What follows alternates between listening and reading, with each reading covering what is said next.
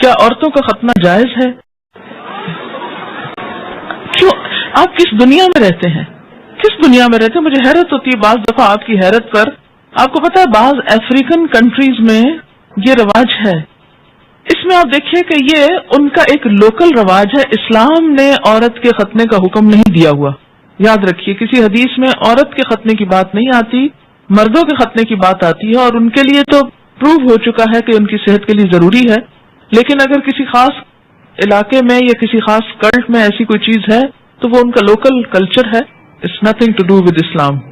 اور اس پہ بہت پروپیگنڈا بھی ہو رہا ہے. آپ کو پتا ہے میں نے خود کئی جگہ پر یہ پڑھا ہے کہ اسلام نے عورت پہ بڑے ظلم جو ڈھائے ان میں سے ایک ظلم یہ بھی ہے کہ بعض علاقوں میں عورت کے ختنے ہوتے ہیں. یہ اسلام نے ظلم نہیں ڈھایا، یہ لوکل کلچر کی بات ہے. اور اگر کسی علاقے کا کلچر ایسا اور پھر انہوں نے اسلام قبول کر لیا اور کلچر بھی ساتھ ساتھ رکھا.